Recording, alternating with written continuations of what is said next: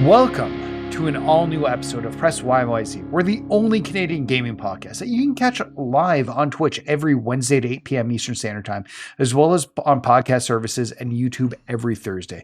My name is Nathan McInerney, and today, well, I don't have many people around me, but I do have Kozi. Kozi, how are you doing? It's been a wild, weird week, Nathan. I've had days that have burned my skin so bad that you can still see the sunburns just barely flaking off of it. And I've had days that have froze my ass off like today. Unfortunately, the summertime is here, but the summertime can't seem to decide whether it's a freezing cold summertime or a bountifully warmly hot summertime. And it is grievously affecting all of us here in Montreal. Yeah, I will. Well, we'll talk about my time away in a few minutes, but I was in Montreal and it was very hot when I was there. Yeah, so you picked a particularly warm set of days to be here. Yeah. Before we get started, a reminder as always that we here at Press YYZ stand against discrimination of any kind. And while we appreciate however you choose to give back to our show, there's no better way to support us than being excellent to each other. All right. Housekeeping. So in case you didn't hear on Twitter, our next Press YYZ reviewy game is Citizen Sleeper. We'll be reviewing on next week's episode. It is a very narrative-based game, is my understanding. And I heard people comparing the narrative to Disco Elysium. Maybe not like the gameplay, but like the actual storytelling. So, Nathan, you were actually the person within our group that recommended that we do this game. How did you originally hear about it? I saw somebody tweet it or message on Facebook about it at one point saying it was very cool and a good narrative. Okay. So, and with that, I have no idea. I just saw it. I was like, I like that guy's games recommendations typically. So I was like, could be cool. It's on Game Pass. At the worst, we don't like it and we stop playing it. I mean, sounds good. It's not like an especially long game, it should be pointed out. It seems like it's one of those games where if you want to kind of complete the main critical path, it's a relatively short jaunt, but there's a lot to kind of dig into if it really gets its hooks into you. Mm-hmm. So I'm looking forward. I got to start it up. I think we might do a stream of it on Monday or Tuesday next week on my Twitch channel. So we'll see. But yeah, or maybe on the weekend. Who knows? So yeah, I guess that's it for homework. So let's talk about what's new and talk about what we've been playing before we jump into the topic of the show, which I don't know if you can believe this, Kozi, but can you believe I've owned an Xbox for an entire year? It's hard to believe, in large part because I thought that you've owned an Xbox for more than a year now at this point. You didn't get your Xbox when myself and most other people who jumped on this generation of Xboxes got theirs in the fall of 2020, correct? You got yours a little bit later. May 20th. So we're still like technically 2 days away. I don't like to kind of just jog my memory a little bit. Like, correct me if I'm wrong, at the time you weren't really interested, right? Like, was it one of those things where you weren't interested and then you realized in retrospect, oh man, I think I should actually get in on this, but because the supply chains were so kind of backed up, it took you a little while to get yours? So I wasn't interested initially because I was a PlayStation kid. I was like, I'm not going to play the Xbox. And I built like an okay computer. It's not like a perfect computer, but like it has an okay graphics card for 1080p gaming. But the more I thought about it, and I think it was, what's that People Can Fly game that came out that everybody played all at once last year? Early last year. Not Bulletstorm. I literally was playing this like 2 weeks ago. Outriders. Outriders, that's right. So Outriders came out last year and was kind of like the thing that everybody was playing, and it wasn't on PC Game Pass at the time. So I couldn't play it with everybody. So I thought to myself, well, maybe it's time that I get an Xbox. And then my bonus was about to come in from work because I usually get that in May. And actually, after making the decision to buy one, I managed to get it secured after like 3 days. Wow. I mean, that's pretty lucky. Amazon posted them and I ordered it direct from Amazon. So Yeah, it kind of worked out. So yeah, I've had an Xbox for 1 whole year, but we're going to come back and we're going to talk about that because Kozi's going to grade me on how good of an Xbox player I am. I know I don't know. I gave you some categories earlier. Do you think of any other categories of how to grade me? Uh, I'll certainly think of them on the fly. I don't really know what this is going to entail, by the way. Nathan suggested this topic of the show for me, and I was kind of like, sure, all right, sounds good. So you'll find out alongside me, listener. Yes. So, all right. Well, with that being said, let's jump right into what we've been playing now. Cozy, I know you have been playing a Nuzlocke of Pokemon Emerald Cross, and I know this because I jumped into your chat the other day That's correct. and when I So rated you. yeah. So what's funny is that people who have been listening to this podcast over the past couple of weeks are, very familiar with this. You, Nathan, however, because you've been absent for the past little while, are actually not super caught up to speed on this. So I'll do my best to kind of catch you up real quick. The TLDR. Is that very recently a fan modder on Twitter released a fan mod of Pokemon Emerald called Pokemon Emerald Cross.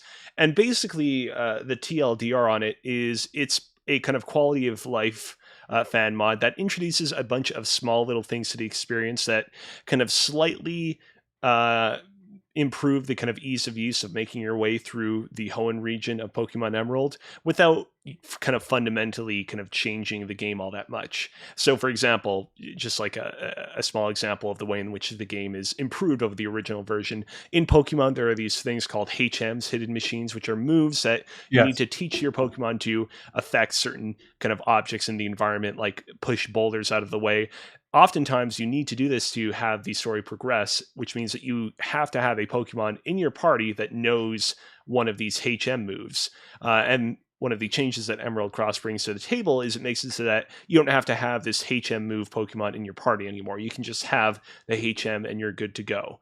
There's a lot of other little things like that. One of the other things that it introduces into Pokemon Emerald is something that is like entirely superfluous, not really even a quality of life feature, but it does have a Nuzlocke mode that basically will automatically delete your Pokemon for you when it faints in battle. If you're not going to caught Okay. up to speed on what a Nuzlocke is, real simple. Whenever you enter a new route in Pokemon, you can only fight and catch the first Pokemon that you encounter in that route. If any Pokemon in your party dies, that Pokemon is dead forever. You can't revive it or take it to a Pokemon Center. And this Nuzlocke mode basically automates a lot of that stuff, so you don't accidentally make any mistakes. Um, it has been Hmm. a real fun time thus far, but I gotta say, that stream that you popped in for, that was an especially brutal stream because during my first stream of Emerald Cross, I lost one Pokemon, a Poochyena by the name of Winua.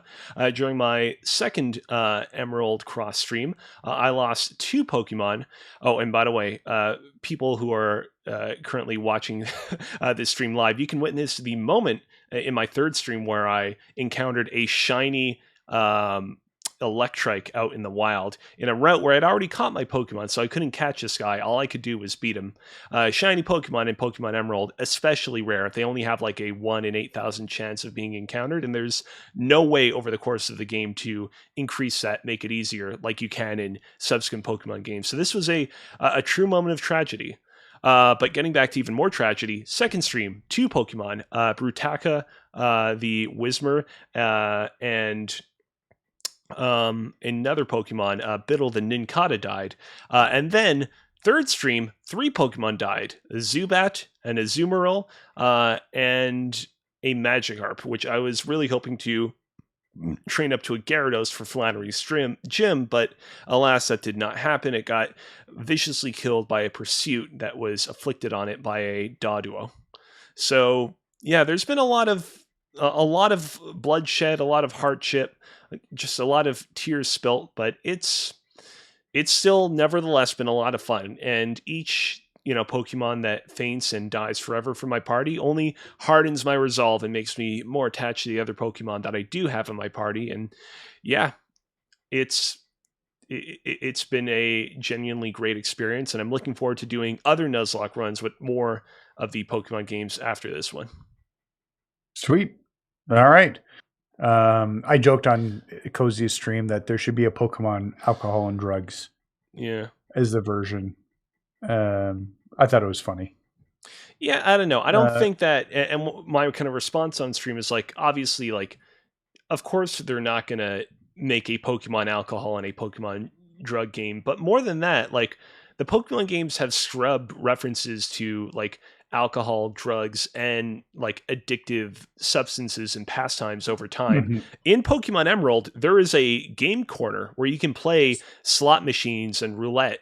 And in the remake of Pokemon Ruby and Sapphire, Omega Ruby and Alpha Sapphire, they remove the game corner and replace it with something else. And there is like almost no reference to that stuff in that game. So, Mm. yeah, they are very, very distinctly against that. All right. Well, okay. Let's talk about one of the games I was playing while I was off. I haven't played a lot of it, so it's hard for me to say exactly what I think about it. Sure. But I've put a few hours into Kirby and the Forgotten Land. Ooh. Now, you have not streamed this game, correct? No, I have not streamed this game. Okay. I was looking Played for it on the your train. Twitch archive, and it's been a lot of wrestling as of late. I was hoping to find a Kirby stream, but this has just been for the road, right? Yeah. So I played it on the train, and while I was in Montreal, I guess just on the train.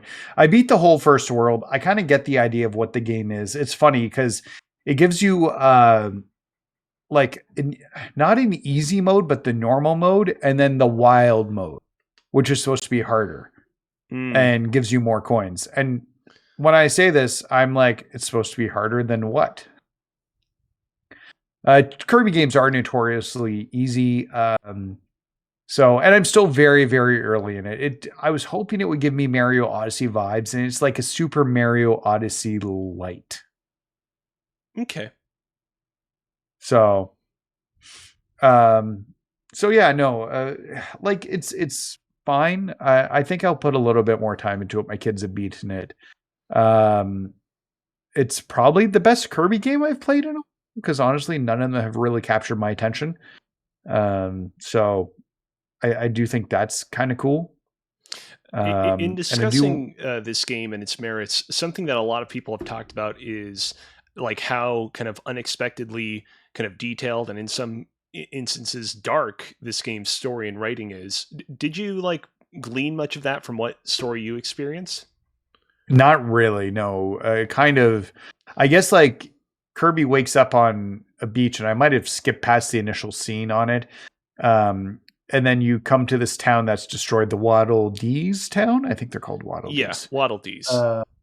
Yeah, Waddle Dees town. Um, and you basically have to then like save all the Waddle Dees in these levels, but I haven't from these fox creatures, and I assume King Dedede's involved somehow.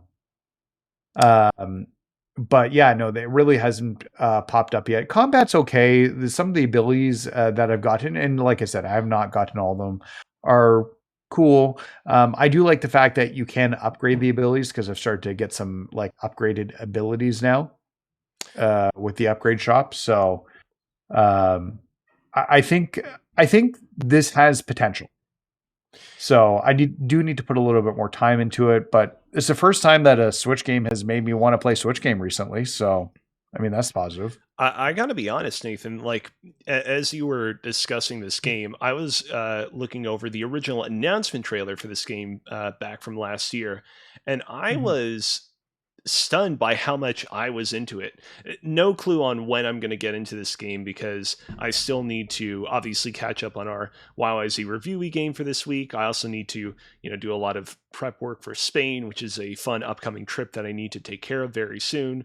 But eventually, like I could totally see myself really actually getting into this. I'm not somebody who's like a huge fan of Kirby, but I've enjoyed some of the more unusual Kirby adventures in the past, like Kirby's Epic Yarn. Yes, that was the one. I was trying to make sure that I didn't confuse it with the Wii one, which is Kirby's Extra Epic Yarn. Or sorry, I meant the Switch one, which was Kirby's Epic Extra Epic. Whatever, it doesn't matter. Point is, I kind of dug this game from the trailer.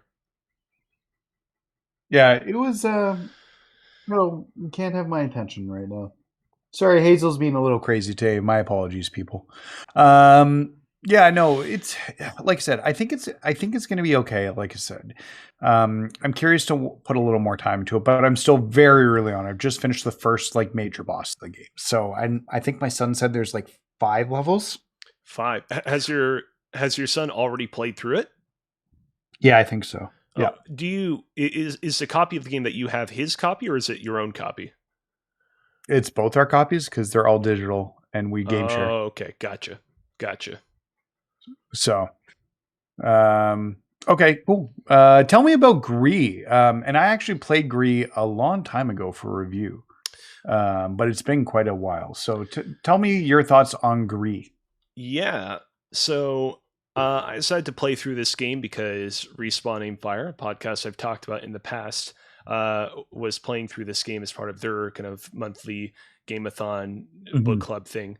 Um, I remembered Grease as being that game that won the like Games for Change award from the Game Award some time ago, and didn't really Yep. remember a whole lot else from it other than it had like a very kind of distinctive art style. It was a Devolver Digital game. Um, I gotta say, my kind of hot take on Twitter when I first beat it, and still I would say my hot take of it to this very day, to this very time and moment in which we're recording this podcast, is I really feel like this game is a cut above from so many of the other kind of artsy, like atmospheric, experiential games that are out there, purely on the basis of how good its level design is. I think that a Mhm. trap that a lot of these sort of artsy games get stuck inside of is that they are very kind of emotional. They're outfitted with like really kind of glossy art styles, really impressive set pieces, but from a level design they're kind of whatever. The games are kind of just about, how does this make you feel, as opposed to, both making you feel something and also forcing you to kind of think through whatever challenges in front of you. And I really appreciated just how good the kind of soup to nuts design of this game's levels were. It was never, incredibly challenging, uh, nor did it ever like overly kind of hold my hand. I feel like it kind of straddled a really good line pretty much the entire way through. And I will say, like, it does in its final hours, I think, get a little bit convoluted in terms of the progression of where you're supposed to go to. As beautiful as the game's art style is, I do think that there are definitely moments where I found myself wondering, oh man, would this game have been even that much better if they just found a way to kind of diversify things a little bit more, make it a little bit more clear where you are. But even with that, I enjoyed myself quite a bit. I'm looking at my review, which I did back in 2019 for it, when it released on PlayStation 4. And here's my final thoughts. I loved Gree. I really enjoyed the platforming and puzzle solving in the game. It was a peaceful experience for a few hours that I enjoyed from start to finish. The art blew me away. The way the game continued to adding color to each area was impressive and made the whole world feel alive. You should definitely take some time and play this game in full. So, yeah, I think I had very similar thoughts to what you had on it. Like I said, it's been a while since I played it, but I remember the art style being very, very unique for it, and the way they told the story through the colors was really unique. So, and what you're saying with the level design makes a lot of sense. So I just want to kind of very quickly follow up on what I was saying earlier. The three Hmm. awards that Gree won at the 2019 Game Awards were the Art Direction Award, which I'd say Yep. is pretty well deserving. I did kind of have issues during Gree in its final hours with kind of the lack of diversity in some of its locales, but still I would say deserved. Best debut indie game. I mean, yeah, no real problem there. And then the award that I was alluding to earlier was Games for Impact.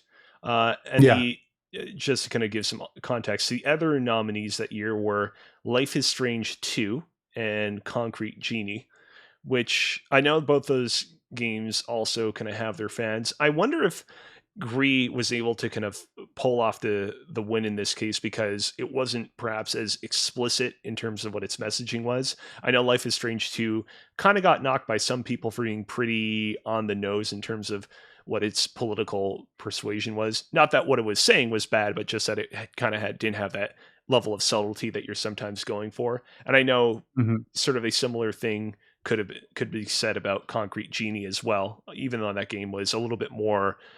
I don't know if there was even any dialogue in that game. I never played it, so I don't know from my personal experience. But yeah, that's kind of where I definitely play Concrete Genie. I'd still probably give the award to Gree, although I really did enjoy Concrete Genie. Yeah. So, okay, cool. Well, yeah, Gree's a fun little game. If you haven't had a chance, check it out. It's not on Game Pass, right? You just bought it? Yeah, this is just a game I got off of PlayStation Plus. It seems like the kind of game that would be on Game Pass, but yeah, I don't really. The thing is, Nathan, if somebody says, "Hey, Kozi, you got to go and you got to buy this game," and it is a game that is for something that is going to. Man, I just completely lost my train of thought in the middle of that sentence. Jesus Christ. That happens. Point is, I like trophies. If I see an opportunity to buy a game for trophies, I get it for that. Okay. All right. Finally, I want to talk about a game I've played on, and it was because it was free on Games with Gold this month. And normally, like, I redeem the games, but I have no interest in playing them and delete them right away. I have heard for years good things about Yoku's Island Express, and decided to give that a try because I was always told it was a cross between a pinball game and a Metroidvania, and I never understood what they meant by that because I was really radio silent of it. Well, it's exactly what they say it is. It's pinball and a Metroidvania at the same time.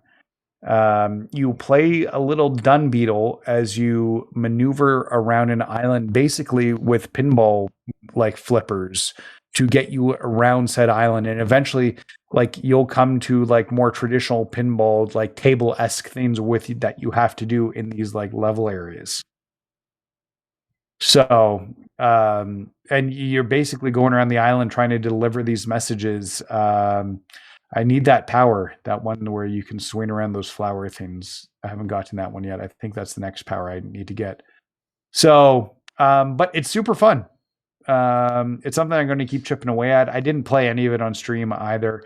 But really cool art style, really fun. It's a good Metroidvania. I understand now, as somebody who likes Metroidvania, this has been constantly like people have been like, yeah, you need to like showing up on the best Metroidvania list, and I completely understand why.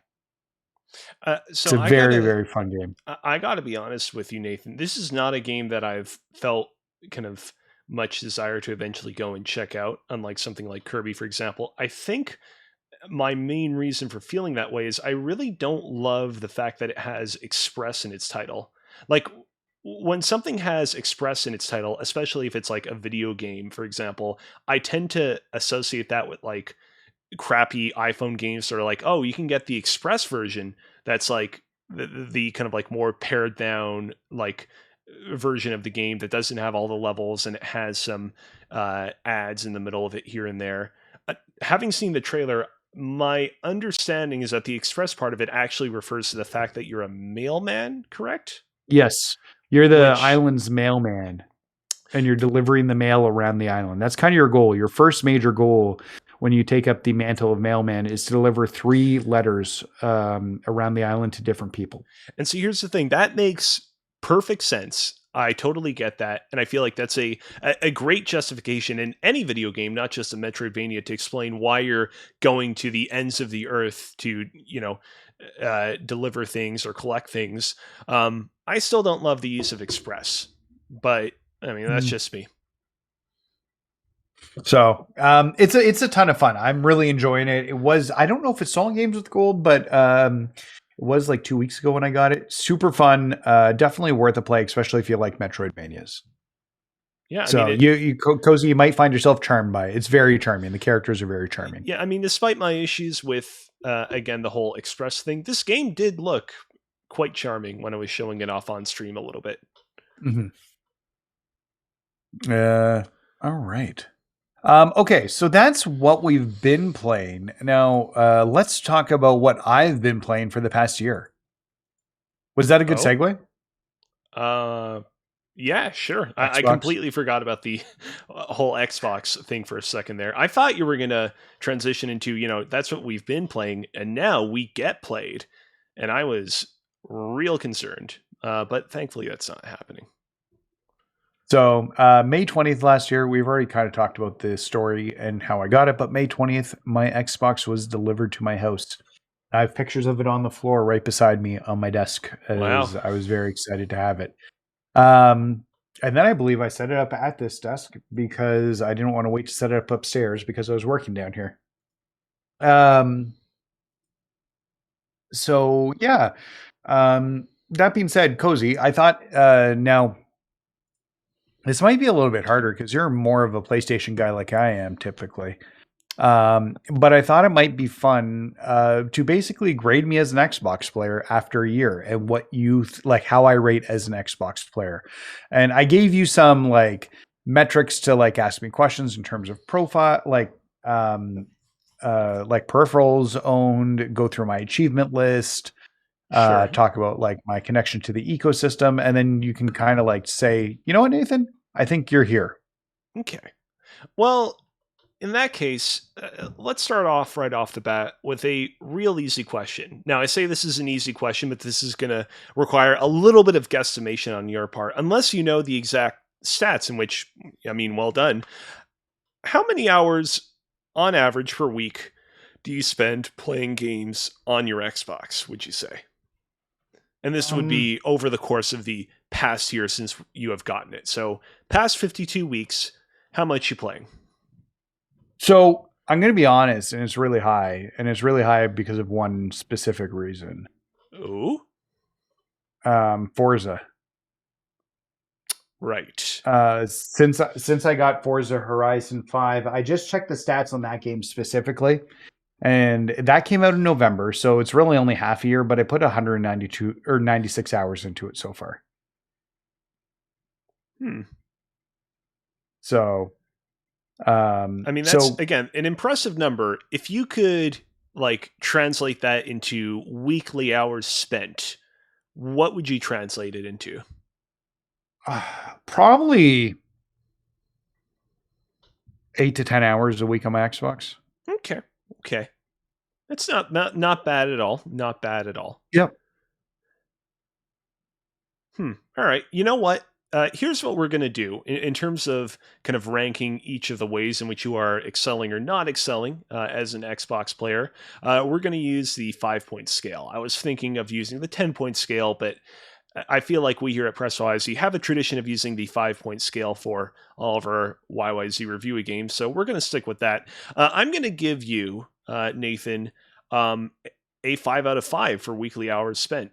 Now, oh wow, this is a very high score, but it's one of those things where when you said 8 to 10 hours a week, initially, my initial thought was, I mean, that's not that many hours. You could stick a lot more Xbox hours into that weekly schedule. But considering that, you have a Nintendo Switch, you have a PlayStation 5, and you have a, entire family to tend for, the fact that you're able to carve out that many Xbox hours, to me, as somebody who plays my Xbox much less over a weekly basis, I would say is actually pretty impressive. So for exceeding expectations, I'm going to give you a 5 out of 5 for that in this instance. Sounds good? Okay, sweet. Sounds good. All right. Next question. Now, unfortunately, Nathan, you don't have access to your Xbox right here and right now, right? Like if you wanted to turn it on and it's right here. Okay. Just I can share my screen and everything. Oh, perfect. Let me ask you a real simple question. How many games do you currently have downloaded on this thing? I can count them in a second, but I want to say 20. We can look at my games list. Okay, now you better be careful, Nathan, because you saying 20 right here and right now If the actual number is slightly lower than you saying than your prediction of it being 20, you might lose a point or two. If it's greater, I mean, great, perfect, you nailed it. But if it's lower, we might be in a little bit of trouble. You might come to regret having blurted that out right off the bat. No, I think 20 feels accurate. Like, it honestly could be a little bit higher or lower. It's an estimate. Right now, I've Nathan just is loaded up my activating game preview. He's activating the McInerney household Rube Goldberg machine. I almost said like Ruth Bader Ginsburg, R.I.P. Rube Goldberg machine, so he can activate his Xbox. So the Xbox is activated. Do you want me to share my screen with you, Kozi, so you can visually verify things? Like in place of your camera? Oh, does it replace my camera? I don't know. Your call. That would be more convenient. If we had planned this ahead of time, we would have had you kind of share a link and I could have had that streamed to the game scene, but it'll be more convenient if you can replace your webcam. Okay. Let's just replace my webcam. Yeah. Let's do that instead. Oh, do we mess everything up? It looks like black bars are slowly engulfing us. Oh. Yeah, we're stuck in the Phantom Zone right now, Nathan. Don't leave us hanging like this. Don't make me hit the BRB button. I shared the screen. Do I need to do something else? Oh. See, I thought what I was thinking, right, is you temporarily disable your camera, and then you go to your camera settings, and then you set your camera to be your Xbox feed. Your microphone still transmitting your voice. There we go. I get what you're saying. So Nathan has gone real small for a second here. He's been afflicted by Hank Pym's Pym particles, available at CVS's and GameStops wherever they're sold. I put it to game capture card, but it still showing my face. Nathan's trying to bypass the mainframe. He's hoping that his small stature will allow him to physically interact and touch with the energy of the code itself so that he can finally start transmitting the Xbox game feed, but doesn't seem like it's quite working out. I think I'm just going to say this right here and right now, Nathan. There we go. It worked. We got it. It worked. Excellent. Excellent. Give me just a quick second here. Real quick. All right, Nathan, let's go to your My Games and Apps section. All right, let's see here. So we'll go by groups of 5. So 5, 10, 15, 20, 25, 30, 33. Wow. So way over than what I thought, honestly. Nathan, shout out. Like I was real concerned there for a second that we were going to open up your thing and you were only going to have like 17 games still installed, but you have truly exceeded expectations. Now, like, look, here's the thing. Ultimately, we all only have a finite amount of storage. It's not like, if you had only had like 20 games, but those 20 games had all been, chonky chonkers that were taking up most of your Xbox's gigabytes of storage, that would have been A-okay. I wouldn't have given you that much grief for that. But I think what's impressive, right, is that you have a lot of big chonky games like those Forza Horizon games up on top, but then you have, a bunch of other kind of smaller indie games complementing them as well, including Turnip Boy Commits Tax Evasion, I don't know if you've heard, but this is going to be on my Game of the Year list, I think. Jesus Christ. All right. While we're here, I did want to point out quickly, yes. I was listening to last week's episode, or the week before last episode, this morning. And I think so I know you had your issues with Turnip Boy. I had no glitches and I got through it in a quick 2 hours on my stream. Like it was 2 hours and like 2 minutes. I beat the game with no issues in level finding or anything else. Yeah. I mean, so I didn't run into a lot of those problems you had to drop the, sorry, go ahead. And I was going to say, AJ was pretty on task with comparing it to Link's Awakening because I did that during my stream when I played it. Was comparing it to Link's Awakening in a lot of ways. To drop the act for just a second, like truthfully, what I played of Turnip Boy was pretty charming. I do still kind of stand by the point that I made during that podcast that it's only like a barely elevated version of like a Ratalaika game. It's not quite nearly as lofty in terms of its quality as something like a Link to the Past, but I do think it is better, and I think that it is ultimately more unfortunate than it is the game's fault that it crashed on me that many times. And I don't want to say that it's the last time that I'll ever play this game. There will be some opportunity for me to do so in the future. But enough about that. Okay. All right. Nathan, I'm going to go ahead. I'm going to give your Xbox games in your library a 5 out of 5. Ooh. You're really on a roll here. However, while we're kind of showing footage of your Xbox's dashboard, I figured I'd just kind of pester you with a couple more questions while we're here. Okay. Do you have any games that currently have any pending updates? Any games that are in need of an update? I do not, no. Okay. I'm going to go ahead and I'm going to give you a 0 out of 5 for 0 updates. No, just kidding. Yeah, you get a 5 out of 5 for that. Okay. I was just saying, is that a reverse good? No. Does the score is I was just trying to throw you for a loop there. Okay. All right. Let's go and check out one of the big hitters in determining your just level of proficiency, level of love, because love is the most powerful force in the universe. As an Xbox fan, your gamer score. Okay. Now, I want to say that for the record, I'm not somebody who like particularly tends to pay attention to most other people's gamer scores. I certainly have not paid attention to my gamer score a whole lot, so this is going to mean a whole lot of nothing to me overall. So overall, your gamer score is 23,670. Seems like a lot, but I know that there are a lot of people out there that have quite a bit more. Right off the bat, we'll just kind of slowly scroll down through your kind of gamer score selection and talk about some of the games that you do and don't have gamer score inside of. You have all 1,000 gamer score achievements within Forza Horizon 5. Pretty impressive. You've talked about this quite a bit on the podcast. However, immediately after Forza Horizon 5, tragedy, 0 gamer score in Luminous Remastered. We'll talk about that in a second, but sometimes I load cloud games at 1 o'clock in the afternoon to make sure I get my daily rewards points. And that just happened to be a game I just loaded up and then quit. And you didn't feel particularly inclined to keep playing it? No, because I didn't have time and I just wanted to get the thing. And I have Lumen Remaster on PS4 and that's where I'll go back and play it. Next up, WWE 2K22 for Xbox Series X/X. X/S. It's hard to say members of the alphabet that are so kind of closely intertwined in terms of how they sound. Now, you only have 505 achievements for this one, but this seems like the kind of game, correct me if I'm wrong on this, Nathan, that would be pretty difficult to get all the achievements inside of.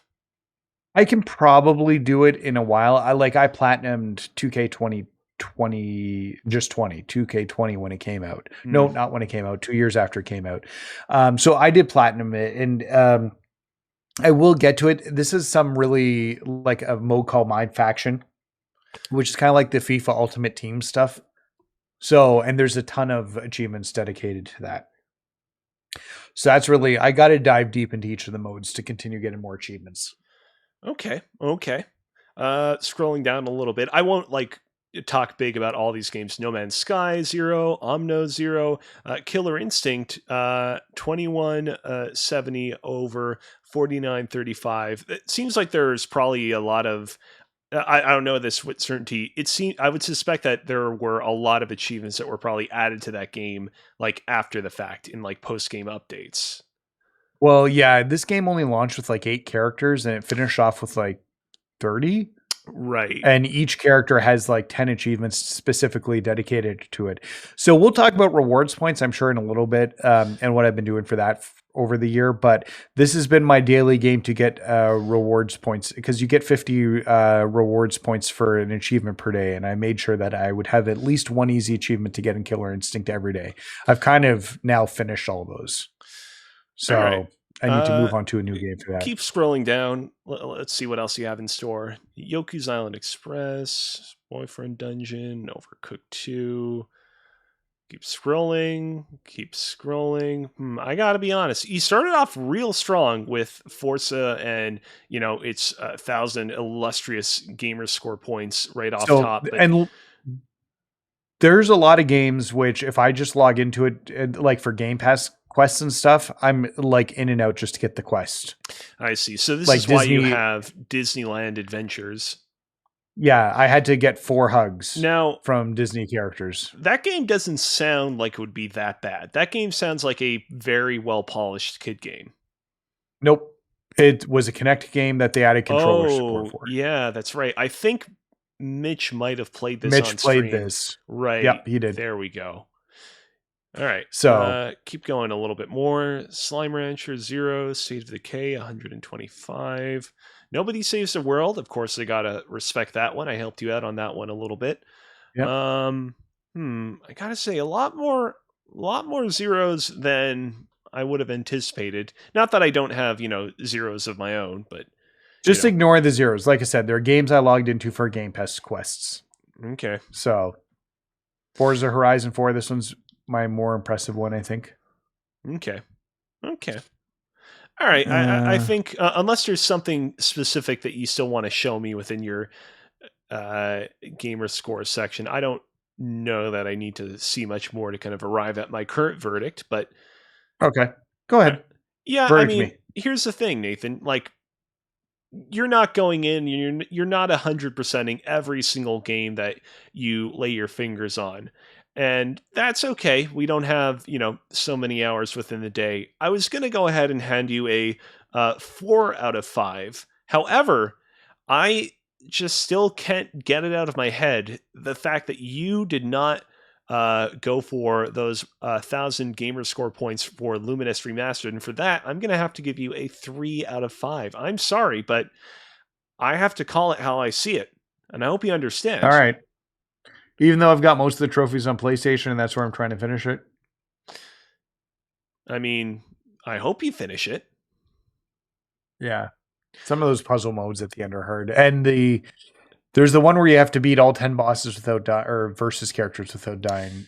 If I remember, that one's really hard too. Yeah. It was a little bit tough, but in any case. Nathan, you've talked much about these daily, weekly challenges. Let's go check those out. All right. So my Microsoft rewards points currently, and I've been collecting them for a year because today I got my 52-week streak here. I'm sitting at 166, almost 167,000 points. Now, what can those points get you?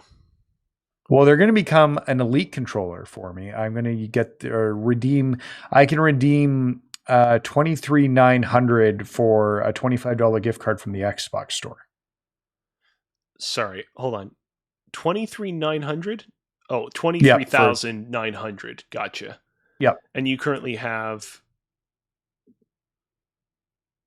166,903, so almost 167. Gotcha. Okay. So you do need to play pretty consistently to get yourself a Xbox controller, but it is doable. Yeah, so I'm just over a year and I've probably got closer to $175 worth of points. You'll have to apologize if I'm sounding like a big Xbox baby here. I really have not engaged in this rewards thing at all. Do you gain more points if you're on a longer and longer streak? Yeah. So the way it works with these weekly points is you have a weekly challenge, for instance. So today, check out this game, launch this app 3 times and earn 200 points. And then you get a week and it gives you 100 points. Every 10 weeks, you get an extra boost of 2,500 points. Okay. So you get a boost every 10 weeks. So essentially $2.50 worth of points. I see. I mean, I guess it's probably more fair than being every 1,000 points you like cumulatively over time earn like 1.1 times more points, because I can see how eventually at a certain point people who play this for a really long time could probably like really snowball. It makes more sense to just give you a flat amount of points every now and then. So, but you'll get those like mini points every week for logging in. This is your daily achievement. So you get 50 points for every achievement you do. I worked it out. If you get an achievement every day, it's like $20 worth of points over the year. Okay. And then like you'll have clickable things here. Sometimes that are really easy. Sometimes like for things I'm not going to do, like purchasing in-game money for Smite or Destiny or NHL. What was like an especially hard challenge that you saw and you were like, nope, never doing that?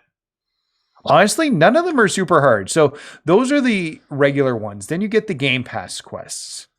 So, and I can go over at least this month's Game Pass quests.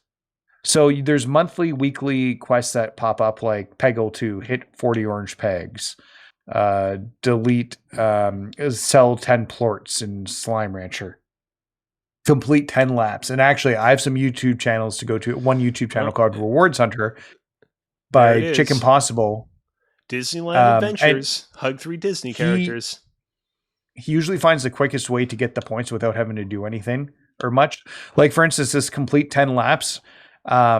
There's a flashback feature which allows you to go back as you're watching a rewind and then take over the spot when you're rewinding it.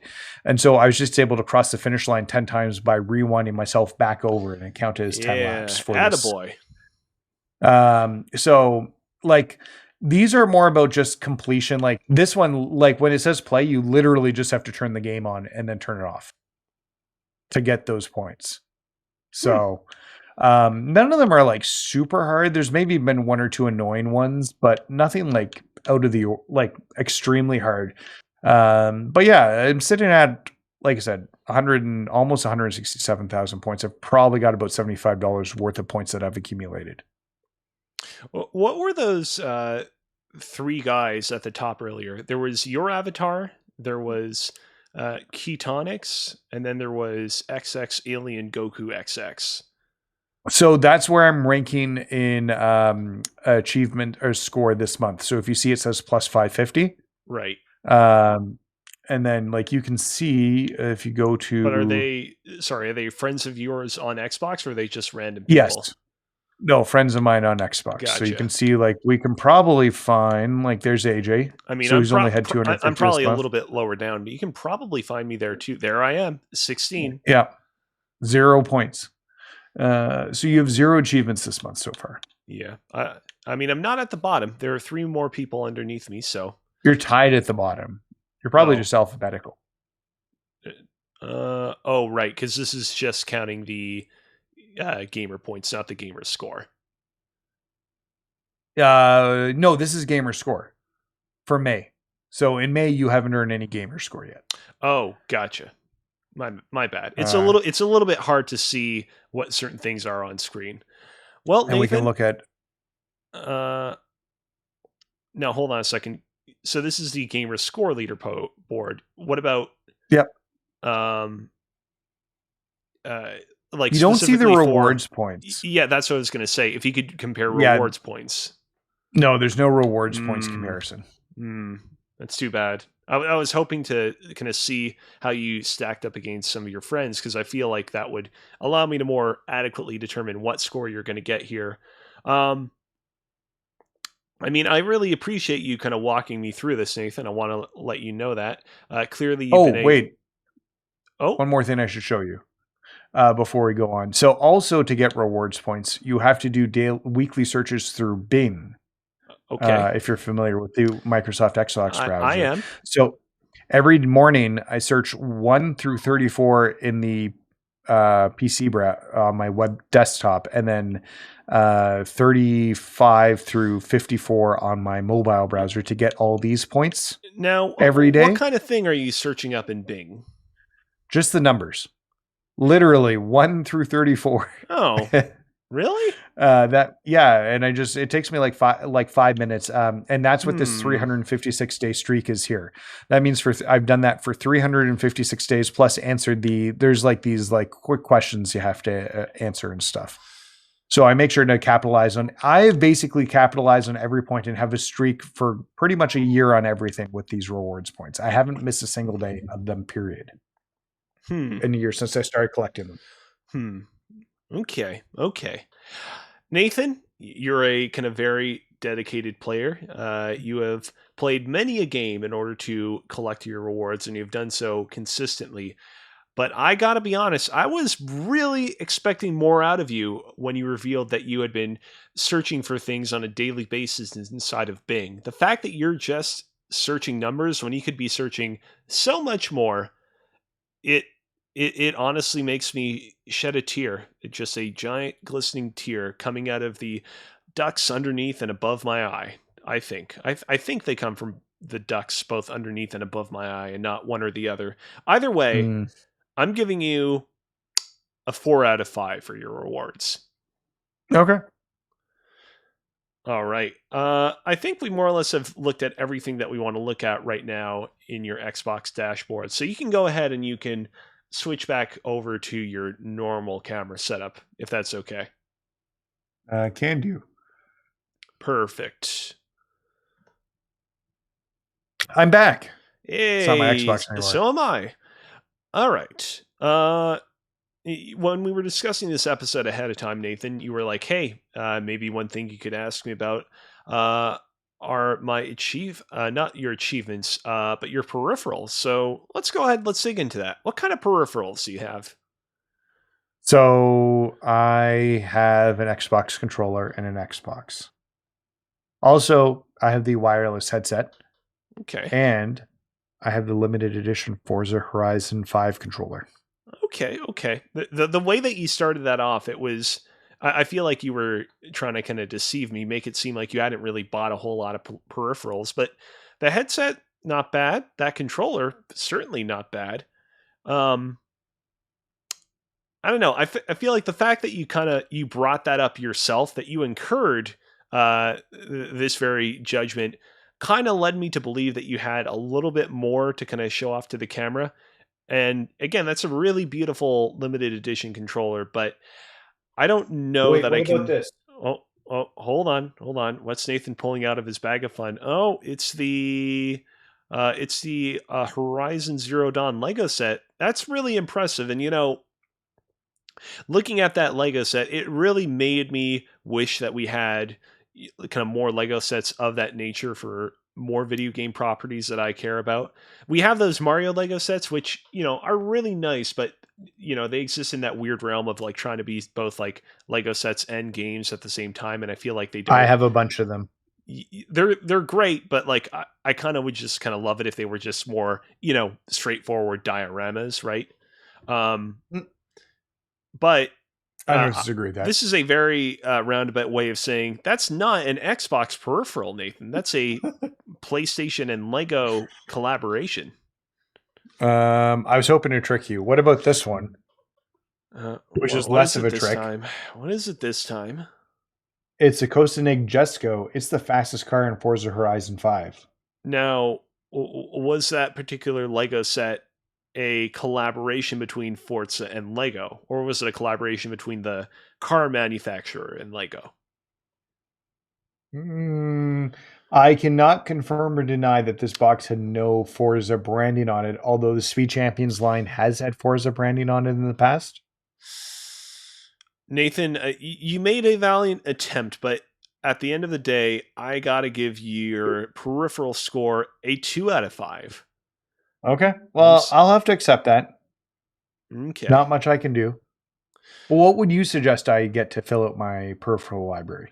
See, here's the problem, right? As we were going over this topic, I was sort of racking my brain for what are some fun peripherals you could have on hand to kind of pull out of your drawers, pull out of your uh, cat's litter box. And like the problem is I feel like we're no longer really living in the age of the peripheral. Back in the day, during like the Xbox 360, PS3, Wii era, we were like living in peripheral land, peripheral kingdom. Like you could Mhm. not walk 2 feet inside of a GameStop or a Sears or a Best Buy without seeing all sorts of weird doodads. Again, even if you remove the Wii factor from the equation, There was, I feel like, a lot of Xbox and PlayStation accessories during that era as well.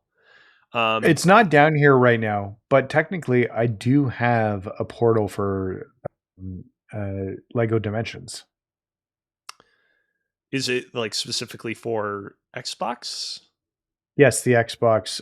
It's an Xbox One portal, but it works on the Series S, and it has this, which works on it, which makes this technically a peripheral. Okay, well, if you had brought that up ahead of time, I might have bumped up your score a little bit. But the score is set in stone; it can't be changed. All right, There, all right, all right. you know, law decrees that it is such. So that's how it's going to be. Yeah, I don't know. Something weird and goofy and very plasticky. If you had pulled something like that out, that would have been at least a 4 out of 5. What about my Super Scope? No, Oh, that fulfills all the criteria except that it's not Xbox, Nathan. I don't know if you know that. oh, it's like a 30-year-old systems controller. Hmm.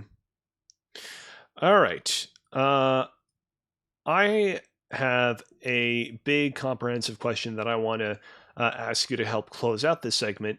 Uh, I want to just hit you with a couple of quick kind of pot shot questions first.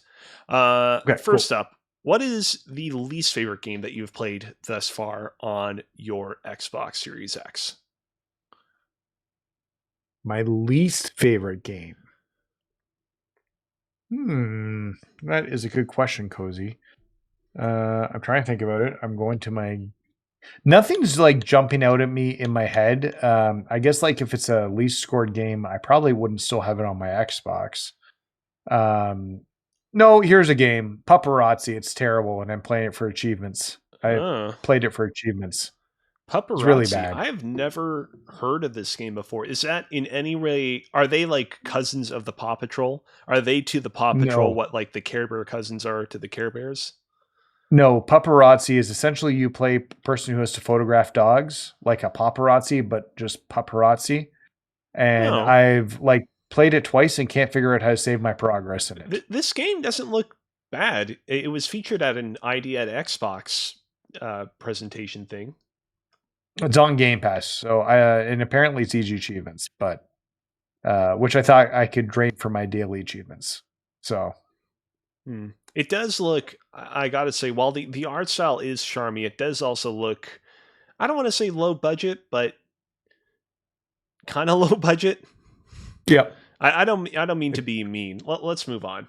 Uh, you know what? For taking me off guard and suggesting a game that I didn't even know existed, but also for recommending a game that it seems did have a little bit more thought and care into it than I would have otherwise thought. I'm going to give you a 3 out of 5 for this category. okay. Next quick pot shot category. Do you have any physical discs for your Xbox Series X? Any physical Xbox games that you've purchased for it, or are you all digital? I do have 3 discs. One for Lego Dimensions because it is not available digitally. Okay, I have the disc for Tekken Tag Tournament because it is not on Game Pass, but it is backwards compatible. It's an gotcha, Xbox 360 disc. gotcha, And the disc for Horizon, Forza Horizon 3 because it has been delisted because the licensing had finished. gotcha. All right, well, 3 discs. I'm gonna have to give you a 3 out of 5. Seems only appropriate. All right. All right. Uh, Next question. This will be the penultimate question before the final question.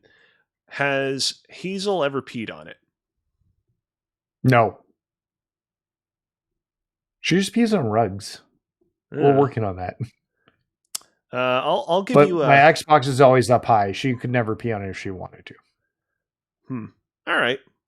In that case, for being a very, I was going to say studious dog owner, but I don't know if that's the right term I should use in this case. For being a very caring dog owner who makes sure that their dog never comes nary within a foot of your prized Xbox console, I'm going to give you a 4 out of 5 for that. All right. And finally, I asked you about what your least favorite Xbox game is. I'm going to straightforwardly ask you, putting all the Forza Horizon games off the table, all Damn it. the non-Forza Horizon games off the table, the games that just have Forza in their title without Horizon, what are your top 3 Xbox games? Man, and because I was just gonna say Forza 5, Forza 4, and Forza 3. That would Well, be my go-to games. that's why I formatted the question this way. Okay, so number 1, Killer Instinct, which, by the way, I'm going to be playing on stream tomorrow night. Don't miss that because I'm going to be going into the ranked competitive mode against people who are going to kick my ass. And I don't expect to do well, but I think it could be a fun stream. So Killer Instinct, the fighting game reboot from my childhood. Turnip Boy. Is that legitimate, or are you just saying that to aggravate me? A little of both. I just really like Turnip Boy. I thought it was charming in the cute. Again, I've already said this many times. It's not a bad game. I was definitely, kind of gleefully taking the piss out of it on the previous episode where we talked about it, but like it's not like that much more elevated from like, oh, Milo's Great Adventure, or Ratalaika game where you can get the platinum trophy in like 10 minutes. Yeah, except this takes like 2+ hours. But that doesn't make it better. That just makes it longer. No, it was still really good. Okay, I don't know if this counts, but WWE 2K22 I picked up on Xbox. Yeah, that's totally fine. I'll allow it. Yeah. And like I feel like the other default answer has to be Halo Infinite here, and I liked my time with with the single player campaign, although I felt that last stretch was a super slog. Oh, really? Where you didn't get to go into because they stopped the open world. Right. Yeah, At a that's certain right. point, and then It's been a mission. Yeah. Which left me a bad taste. It's been a little while. I am remembering exactly what you're talking about. I enjoyed the final stretch of Halo Infinite because I feel like it did a really kind of good job of hitting on a lot of great emotional beats. But you are right. I remember when that game came out, it was a big hubbub on Twitter about how, wow, this game has one of the like more egregious point of no returns of any game to feature like a point of no return. So I totally get that. Yeah. But yeah, so despite that, great game. Yeah, like that's fun. I was, what I am gonna say here, even though I think I've deleted it here, but Splitgate, I put a ton of time into, and I thought that's why I was gonna like Halo multiplayer a lot because I would put like a ton of time into the Splitgate multiplayer. Well, it's really only multiplayer, and because it's Halo 3 and Portals. And I just never fell in love with the Halo multiplayer like I did Splitgate. I put tons and tons of time in Splitgate, but it looks like I have deleted it off my hard drive. Okay, so you've named 5 Xbox games: Killer Instinct, Turnip Boy, WWE 2K22, Halo Infinite, and Splitgate. You got to knock 2 off. Which ones are you keeping? Which ones are going? I guess Turnip Boy is going to come off the list when we're talking about these games. And you know what? I'm going to do the surprising thing. I'm going to knock Halo Infinite off because I think I had more fun in Splitgate. Okay. I think that's the better shooter for me. I'm considering re-downloading it. That's a bold statement, but I got to respect that. Overall, like I was going to ding you all sorts of points for bringing up the wretched name of Turnip Boy yet again, but for having the courage to be like, you know what? I had more fun with Splitgate than Halo. I got to give you a 4 out of 5. All right. So let's tally up the scores. You spent an average of 8 to 10 weeks playing games on your Xbox over the course of the past 52 weeks, and I gave you a 5 out of 5 for that. You had a total of 33 games in your Xbox game library. I gave you a 5 out of 5 for that. You had nothing that still had a pending download or an update. Gave you a 5 out of 5 for that. You had a pretty decent gamer score, albeit a lot of games where you had not earned any gamer score inside of them because you were just playing them for the daily little reward things. And I give you a 3 out of 5 for that. you had accumulated a lot of rewards over a very consistent basis, but you hadn't really used Bing to its full potential, and so I gave you a 4 out of 5 for that. You didn't have a lot of peripherals to show off, and to be honest, you spent half of that little conversation trying to show off things that were not Xbox peripherals, so I gave you a 2 out of 5 for that. Your least favorite game on Xbox was Paparazzi, a cute-looking game, but that you don't really enjoy, and I give you a 3 out of 5 for that. You have a total of 3 physical discs of games that you play on your Series X. I gave you a 3 out of 5 for that. You confirmed that Hazel has not come within so much as a mile of your Xbox Series X, and I give you a 4 out of 5 for that. And finally, your top 3 Xbox games were Killer Instinct, WWE, and Splitgate, to which I awarded you a 4 out of 5. I mean, I think it's pretty clear to me. I gotta give you a 4 out of 5 overall. I think that you have done quite well by your Xbox. I think that you have in many ways exceeded expectations. I think that there are still some ways that you can be a better Xbox gamer, but I think that overall, your relationship with your Xbox is off to a really good start. Sweet. Yeah, it's been a year. It's been fun. Like obviously, like I've talked about this before. This is my first Xbox. I've never owned one. I've never been in the ecosystem, and I definitely have had it used it more. I definitely than my PlayStation, just because it's easier to move up and down my stairs for streaming purposes when I need to get it to my computer. Also, I have a special backpack for it for traveling. Wow. Oh, is that an accessory I should have showed? Probably should have showed that accessory. My special backpack. Now, is this Xbox? Is it like an official Xbox branded backpack, or is it like a third-party thing?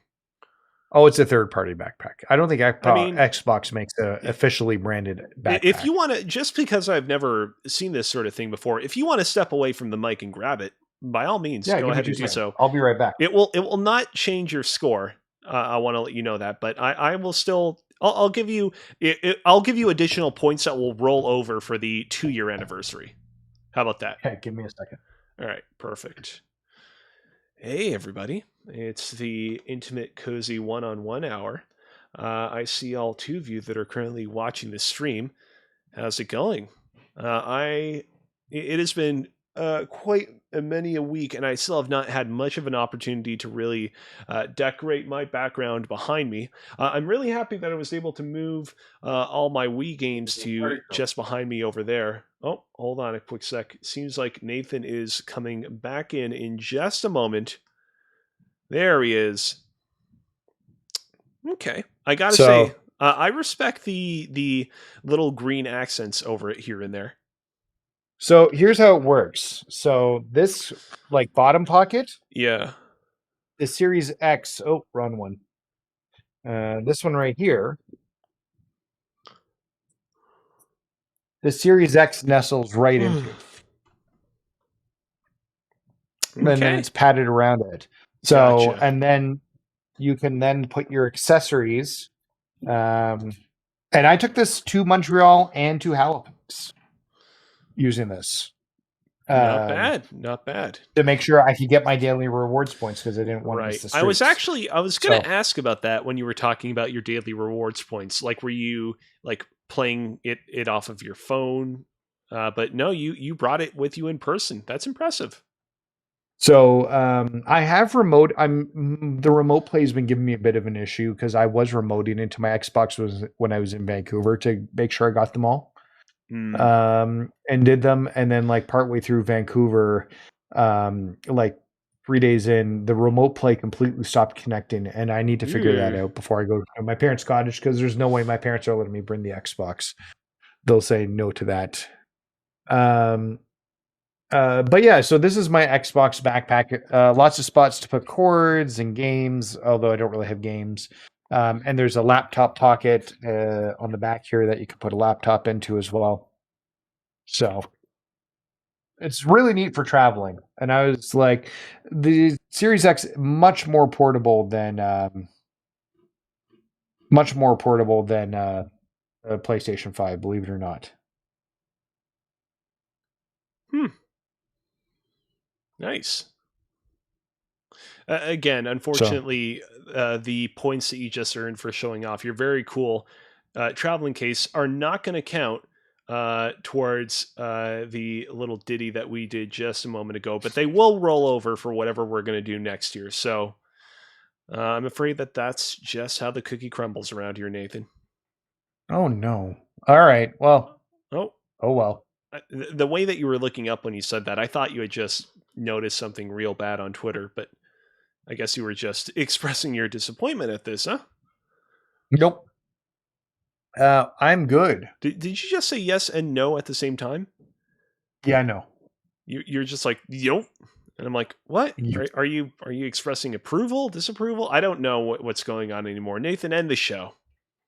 All right. Let's end this show. As a reminder, I'm just gonna plug because I didn't plug my channel earlier, but I'm gonna be playing Killer Instinct tomorrow. So come and join in for that and watch me get my ass kicked by probably players who have been playing this game since 2013, and I've really only been playing it for a year. Also on Sunday, I will continue building the Lego Horizon Zero Dawn Lego. I should have mentioned that in what we were playing because I was building that. I just finished that base piece. Now I have to start working on the actual tall neck part. So it should look pretty cool when we're done. But yes. All right. So Kozi, are you still working on the Nuzlocke run next week? Hell yes, I am. I don't know how Okay. long this Nuzlocke run is going to take me. I'm making my way through the Hoenn region at a pretty good clip, but obviously there are a lot of challenges yet to come. And also, I'm playing the game in an unusual, unorthodox fashion, so I don't want to, make any promises just yet. Know that I'm going to You could continue like to. die and it would just be done, right? Yeah, that can totally happen. If all your Pokemon died, you'd just be done the run and it would be game over, man. That can 100% totally happen. There are some Twitch streamers out there that like play Nuzlocke runs over and over and over again. They like outfit themselves with even more hardcore rules. They have it set up so that, like, for example, the Pokemon that you encounter in the wild are all randomized, which means that you can encounter like a super high leveled, super powerful Pokemon at any point and just get completely decimated. And so they'll be like, all right, guess what, guys? This is Nuzlocke run number 17. Let's see if we can do it this time. That's not likely to happen in my case because I'm being a little bit more precautious, and I'm also, again, just playing with very standard Nuzlocke rules. I don't have random Pokemon coming at me from the wild, but who knows? Who knows what could happen? Okay. All right, sweet. Okay, well, then let's wrap this up. So thank you for tuning in to Press YYZ. If you enjoyed this podcast, be sure to follow us on Twitch, subscribe to us on YouTube, and review the show on your podcast service of choice. You can also check us out on Twitter at Press YYZ and slide into our Discord at invite.gg/PressYYZ to keep the conversation going. Until next time, thank you for playing.